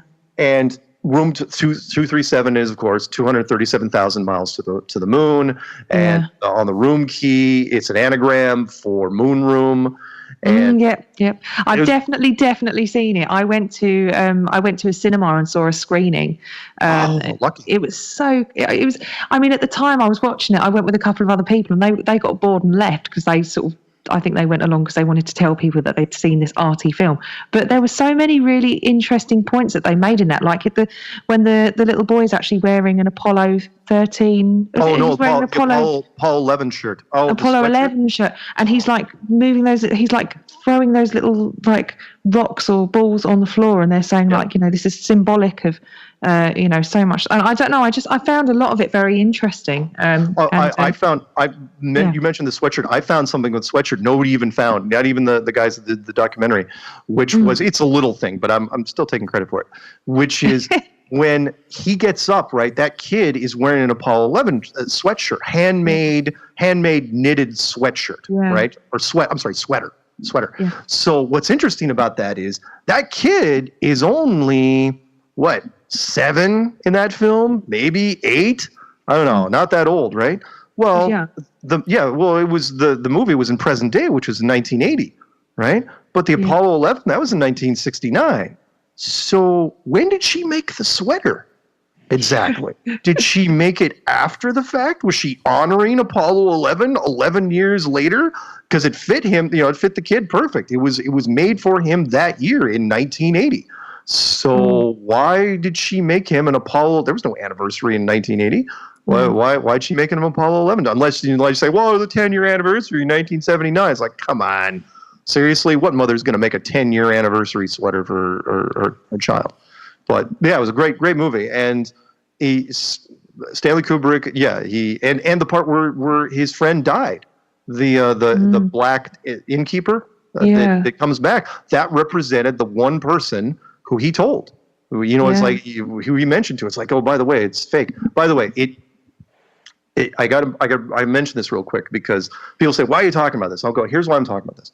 Because when it comes to the moon missions, it's going to be, that's the first thing you have to give up. Because the whole flat earth thing answered a question for me that had been rattling around my head for at least 10 years, which was, why would you fake the moon missions? Why? Why would the Americans fake the moon missions? Because I looked at that for a while. It's like everyone knows it was faked. Even a rough skeptic knows the moon missions were faked, but you don't know why. And I kept thinking, it's like, yeah, being an American, I was like, yeah, rah rah, wave the flag. I guess that's a good answer. I mean, but you're talking about a lot of money just to get on a couple some magazine covers and look good for other countries. It wasn't until the flat earth thing where it finally hit me. It's like, no, you didn't. Nobody wanted to fake the moon missions. You had to. You had to fake the moon missions because if you don't go, someone's going to want to go. And sooner or later, a corporation is going to go. In fact, why some of the bigger corporations? I mean, Doritos should have a freaking banner on there right now. Some of the major car companies or oil companies, somebody should be shooting up a massive laser. Someone should go there, put a giant laser reflector thing, or a solar powered laser thing that can light up that you can see from the Earth. And they don't, and you're not going to ever let that happen because you can't get there. And that was the point. You got to go military. You got to go. You got to make it look boring. Nothing to see here. We went like 6 or 7 times. Unrealistically, we went. What was it? 6 times in 3 years or something like that. It was ridiculous the amount of times they went. I was like, oh yeah, we took a car. We took golf clubs. We shot a few holes of golf. Nobody seemed worried at all. The guys were singing and dancing. It's like, really? Because if I was on the moon, if I wasn't freaking out, I'd be checking my oxygen gauges every 10 minutes just to make sure I could get back. Nobody cared about that. They seemed absolutely oblivious. Plus, there's all this other stuff. So you had to fake the moon missions. That's the big thing, and which is also why, a little side note, why nobody else went. Because you couldn't let anybody else go because then you'd have to compare their footage to your footage, and it has to match up. Yeah. Because people keep forgetting it's like it was a space race. Remember the whole thing? Space race? Americans the Russians. Americans the Russians. It should have been the Americans get there, they put 2 people on the moon. Then the Russians get there, they put 3 people. Then we get a moon base. Then they get a moon base. Then Time Magazine runs a story that says the new Cold War is on the moon. That's how it should have gone. But it didn't. The Americans got there, and then the Russians, for no apparent reason whatsoever, quit. They just quit. It's like guys, pack it up. That's it. We're done. Have you ever seen that in any sporting event? It's like a marathon race where the first guy makes is, he made it. I'm not even finishing. Yeah. Just walk off the course. Car race, same thing. Just drive. Just stop. We're done. It's like, why? Why? It's a space race. It would have never ended there. And then no other country. 1972. That's 2 generations. No other country. The Japanese, the Chinese, the Indian. The European Space Agency, nobody's gone. Nobody's even talked about going, putting people up there. I'm going to hand over to Seana in a moment, but I did see quite a few years ago now, possibly 6 years ago, maybe around that time, that there was some mention of the Japanese doing some kind of moon mission. What? And it was... Sorry, go on. What you're up on this. I know exactly what you're talking about. Yeah, the air bubble, because it was clearly filmed underwater, but it was like you had to watch this video for 5 minutes, and the telltale was this one tiny little air bubble that came out of this guy's nose, and it was like, well, that's clearly underwater then. Yeah, okay. What you're talking about, there was 2 things. One, the air bubble, that was it's called, also known as the Chinese space bubble. That was the Chinese. The Chinese supposedly also, if you hadn't heard, I didn't know until last year, that they have a little rover that's supposedly been driving around on the moon for the last 3 years. Oh, really? Even though they won't go anywhere near the American site, the Sea of Tranquility, what a great opportunity for the Chinese. Go up there, accidentally tip over the American flag, an international incident. Does this mean war? I mean, it would be a great little thing, but they can't because they don't want any inconsistencies. They don't want, some nerd. It's going to take 2 seconds. Like, well, wait, you said you left the moon buggy over there. It was 500 yards from the capsule. And the Chinese, the moon buggy, it's only like 100 yards. But how'd it move? That's all it'd take. And then it'd be game over. The Japanese also sent a probe around the moon, supposedly in 2007 with HD cameras, never took pictures of the Sea of Tranquility, never let the film running as they're heading back to Earth, never had the film running as they're going straight towards the moon. The camera's running. Everyone cuts edit galore. Sorry. No, it's interesting, isn't it? It's fascinating. I don't know.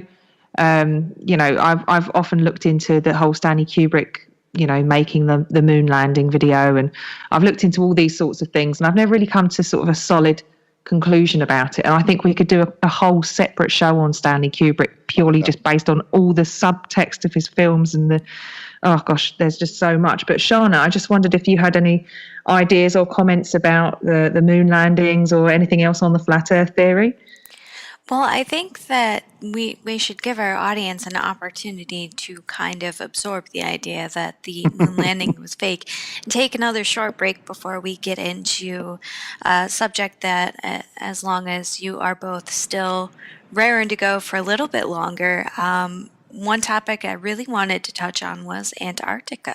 A little bit of the story of Admiral Byrd and the Antarctica Treaty and what has been going on there. Stay tuned. Hey everyone, it's Mark Sargent from Strange World, broadcasting live every Tuesday evening, 10 to 12 Eastern, 7 to 9 Pacific, right here on Truth Frequency Radio. And welcome back to THA-HIJAC. I am your host, Shauna Collins. I am joined by my co-host, Stefanie James, and our guest today is Mark Sargent of the Flat Earth Theory. Now, we've gone through a whole lot of information for our listeners, and I know it is a lot to digest. We're going to finish this conversation with a short introduction to the concept of the Antarctica Treaty, and also touch on what has been going on in the continent as of late. So without further ado, let's roll back through to our conversation with Mark Sargent. Recently, we've had a whole slew of people visiting the continent, or at least they have been writing about it in mainstream media. So I'm wondering what's going on from your perspective. Are they running kind of the same ruse as the moon landing, or is there really something interesting about to be uncovered there? Something is going on in Antarctica, and I don't know what happened in 2016. But it really, really changed. But let me give you a quick backstory for people who don't know what I'm talking about Antarctica. And fine, if you don't believe in flat Earth, fine. You don't like, if you think that space program stuff, fine. You can throw that out the window too. But you want to spend some time looking at something in regards to what we're talking about here. Look at Antarctica, the history of Antarctica, and the exploration of it. And because that's how I got into it. That's how I started because I was a big Hollow Earth guy back in the day. I thought Hollow Earth, that's a really cool concept. I dug it. I called it the Basement Club, and I still think older civilizations, previous versions of us, live down there. I think it's one of the protocols. You can't live on the surface. Only the surface people can live on the surface, and you're not allowed to hang out with them. You're supposed to hang out some other place. And I think the Basement Club is quite comfortable. But when I was looking at Antarctica, it came about by accident because I was looking at a guy named Richard Byrd, the youngest admiral in the United States Navy, probably the greatest living explorer of all time. And in 1926, he flies over the North Pole, and supposedly he'll see some sort of entrance and turn into one of those journey to the center of the earth things, which is fine. But he never went back there. What was weird was they sent him to Antarctica in 1928. Plane technology still wasn't that great in 28. And they kept him there from 1928 all the way until his eventual death, which was around 1957. Now, he just kept going from mission to mission to mission, like he was looking for something down in Antarctica. For me, it was no doubt what he was looking for. He was looking for the outer marker, the outer boundary, because it's not like the edge of the world ends, as the coastline of Antarctica. It probably goes in thousands of miles inland until you run into whatever it is, a soft barrier, a frequency, some sort of harmonic thing, electromagnetic, who knows? But the point is that from 1928, at least up until World War II, he was flying nonstop missions down there. And then he left to do World War II. In fact, there was only one country that was down there during World War II. The only country that was down there. Can you guess who it was? Us? No, Nazi Germany. Really? Oh, yeah, that makes sense. And that makes sense. There's your Indiana Jones. They weren't kidding when they did that story. There was a little truth in that movie where the Germans, Nazi Germany, they were looking for anything to win the war. If there's a rumor, it's like, hey, there's a magical box and buried in the snow, they're going for it. And so they were down there during World War II. And they were still there when, that's the rumor anyway, when World War II ended. So after Admiral Byrd did the signing for the surrender signing in Pearl Harbor, in Japan, I think it was Tokyo, for the end of World War II, they sent him in a full-blown carrier fleet down to Antarctica. It was called Operation High Jump. Interesting title. And whatever they found down there, it was taken care of. So if they rooted out the Nazis, that's one thing. If the Nazis asked asylum from the creators of this place, that could be another thing. Don't know.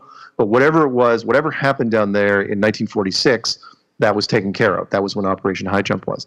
Because Admiral Byrd kept doing missions after that. And then 1954, he goes on national television, CBS affiliate. And in fact, you can look this up on TV. Admiral Byrd, actually, the quality is quite good. It was released by the studio itself, where he goes on a show called the Longines Chronoscope and talks about Antarctica.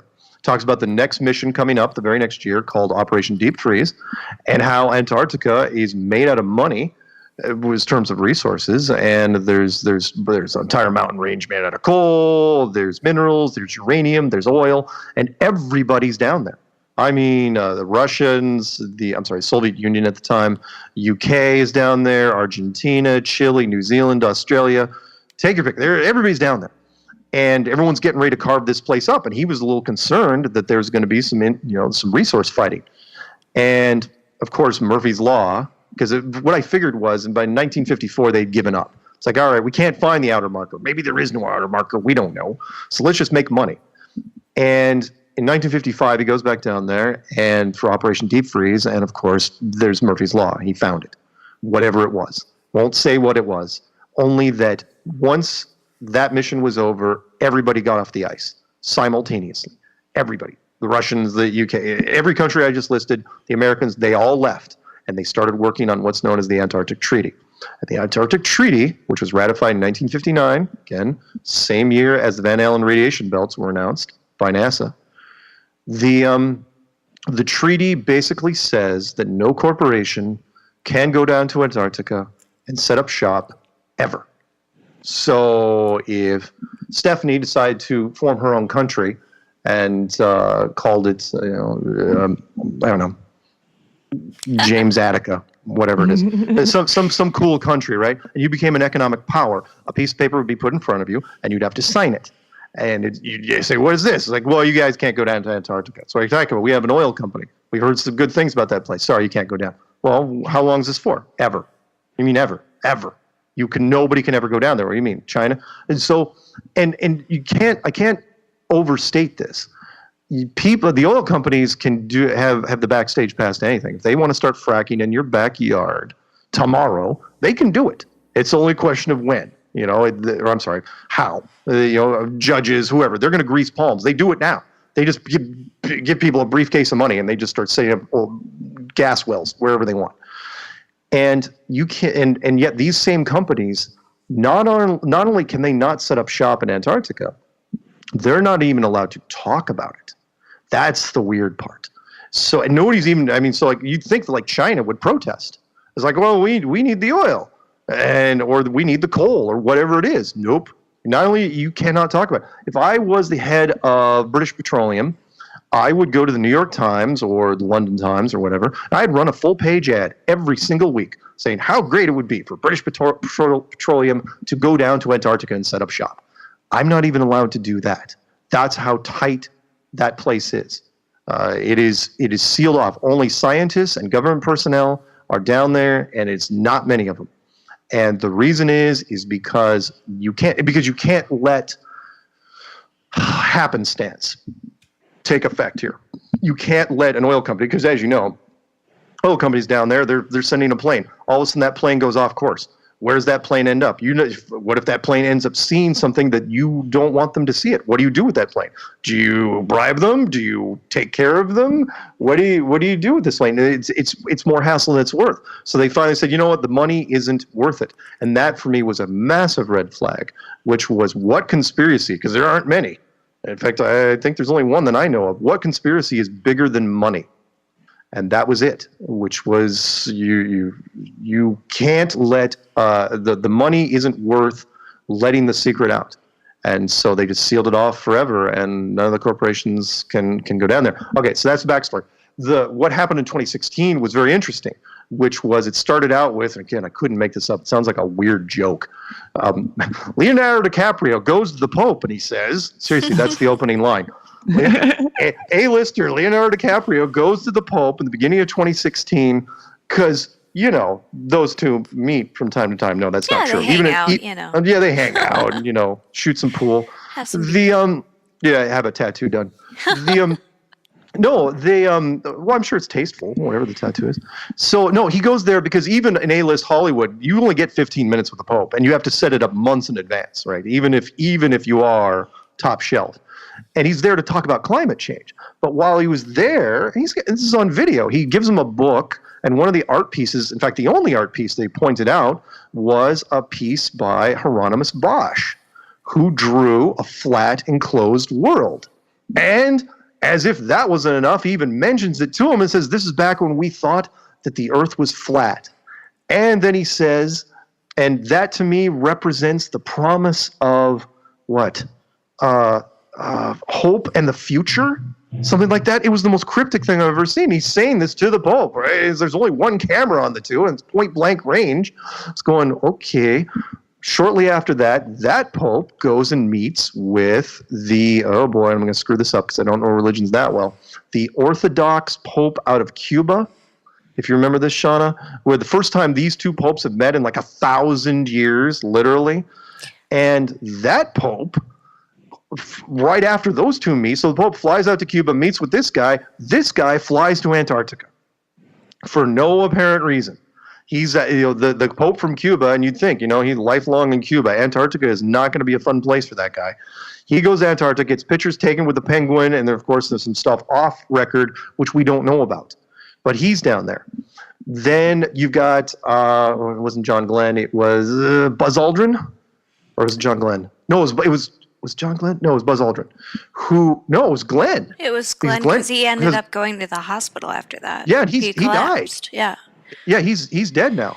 Where John Glenn goes down to Antarctica for no apparent reason, and then they made the news because they had to get him out of there. They had to, of course, he was going to be airlifted, but it was an emergency airlift to get him out of there. And people are going, a lot of people, especially in the conspiracy world, going, why was he down there in the first place? I mean, the guy was, 80-something? So that was really unusual. There was also a Russian... There was a Russian the priest group of popes, or priests. No, that was the Orthodox, but it was Russian. Sorry, it was Russian. Oh well, yeah, the Russians were down there too, and so was John Kerry, the Secretary of State. Yes. What was weird was he was down there on election night. He was down in Antarctica during the night that Donald Trump was elected. It's like, wouldn't you want to be like right next to Hillary? Yeah, just in case she actually did get elected. Why are you down in Antarctica of all the places you're going to be? And it was... You're talking in January 2017. No. I see the election. Yes, sorry, my bad. No, it's okay. But yeah, John Kerry was one of the last ones to be down there. And then Obama supposedly, he supposedly said he was in Chile. I think he took a little puddle jumper from there and did an impromptu thing down in Antarctica. The question is, and then there was, of course, the talk about the Russian fleet was delivering something down there. It was really a big deal, and it was a full-blown attack group that was delivering some artifact that they said, some people said it was the Ark of Gabriel, and that was the reason why those 1,000 men died in the stampede. They said in reality they didn't die in a stampede. They were hit by this weird lightning that was down there, and they were moving. Anyway, the point was all this stuff was happening in 2016, the very beginning of 2017. And in Antarctica, and we've been talking about Antarctica for the last year, which is it's a really, really strange place. It is, and if you believe in how things are built, because people, I will say this because a lot of people are, listening, goes, well, no, the water, because again, the things we're taught as kids, water is going to fall off the edge. There's nothing to hold the water in. It's like, no, Antarctica is a very unusual place. It is, when you get there, the place just screams go away. When you get close enough, once it drops below 15 degrees in the water, icebergs start forming. Then when you get to the coastline is a 200-foot sheer wall of ice, not necessarily Game of Thrones height, but it's still pretty big. And then when you get on top of that, if you can get on top of that, it slopes up to 12,000 feet almost immediately, and it plateaus out. That most of the continent is above safe oxygen range for people, and not to mention the mountain ranges. Because we get altitude sickness at about 7,000 feet. Some people do. And there's no indigenous plant life, no animal life, unless you want to count the penguins on the coast, but those aren't going to last you very long. So it is the perfect natural reinforcement for people not to explore there, and it worked well for thousands of years. Meaning, even if you could, and I made jokes about this, even if you were like the King of France in say 1500, and you had a map of what the world really looked like, what good is that going to do you? You got wooden ships, you got horses. You're not going to be able to do anything until. So I just have to say, because you're talking about wooden ships and having maps of that place, but basically there is a book actually called Maps of the Ancient Sea Kings. Have you ever heard of it? I have not heard of it, but you should read it because I've looked it up on Amazon actually. So it's called Maps of the Ancient Sea Kings. Evidence of Advanced Civilization in the Ice Age. And I bought this book. I can't remember which show I was listening to now, but I was listening to another radio station, and they were talking about, lost civilizations on Antarctica. And they said, these maps predate some of the earliest maps that we know and hold to be as truth. And they use a completely different longitude and latitude system. It predates, the Vikings and all that sort of thing where, we know that they explored by boat, but they've not been given credit that they deserve. But these maps show illustrations of Antarctica being a habitable land at some point. And it talks about the Ice Age being, sort of wiping out perhaps those civilizations. But prior to that, it was actually a place where people could live quite comfortably. It wouldn't surprise me either, because as long as the civilization was pre-industrial, you could pull that off. But whatever civilization, wherever one we're talking about, because it's obviously not ours, it shortens the lifespan of the civilization, because once they get out there, then it's only a matter of time before they discover, the outer marker. So freezing up that land, freezing up Antarctica was probably the better move. And I know what maps you're talking about, where Antarctica, and it also doesn't surprise me that the bottom part of South America is so close to Antarctica, because I think there was probably a land bridge at some point leading there, when they were, whoever it was terraforming this place. Wouldn't surprise me at all. Like a land bridge type of thing. Yeah, like what's it called? Is it called Adam's Bridge, which connects India and Sri Lanka? If you've seen. That's a good one. I did not know that. Oh, Google it. It's amazing. Cool. Right on. Yeah. So anyway, no, it's okay. So that's where Antarctica is. I mean, it's a really cool, really unusual place that nobody can go to, and nobody can even really talk about it. And up until very recently, because honestly, we're told when we're growing up, it's like there's nothing there. Why would you go there? Even if you want it, like you tomorrow could go there, you'd have to spend in pounds, it'd be about 10,000 pounds, I think. About 10,000 pounds to go there. And what are you going to do when you get there? What do you get for that 10,000 pounds? Fine, you're in a raft with an orange suit, to try to keep yourself from dying, and you get pictures taken with penguins. There's not a lot of return on investment for 10,000 pounds. So nobody goes there. I mean, some people for their bucket list, they go there, and royalty, they'll go to what they say is the South Pole. And if people still are having a hard time visualizing what I'm talking about, I'm saying that Antarctica is not a continent like Australia. It is a giant continent that just circles around us, and all the other continents are just inside. We're just a lake inside of Antarctica. And if you want a more visual reference of it, again, Shauna probably already knows this one, is that look up, the easiest diagram is to look up the UN flag. You look at the UN flag, that is what the flat Earth looks like, but there's something missing on the UN flag. You know what it is? No. Antarctica. It's not there. Oh. Because nobody owns it. Oh. And I thought that was really unusual. And people are, and again, can't overstate this. Everything is owned by somebody. That's the point we are with this, with our civilization. If it's not owned by you, it's owned by the state. If it's not owned by the state, it's owned by the government. Everybody owns every single piece of land except for Antarctica. And that's a whole bunch of land that nobody's laying claim to. What, the Americans aren't going to go after this? Nobody's going to lay claim to Antarctica? Come on. It's like for science. For science, we're going to take ice samples. I'm going, fine. You want ice samples? We can cordon off a 1,000-mile chunk for you. But the rest of it, really, the entire continent is off limits to everybody. They can say what they want about the environmental treaties nowadays, but the first treaty was put in place in 1959. Greenpeace wasn't even formed until the early 1970s.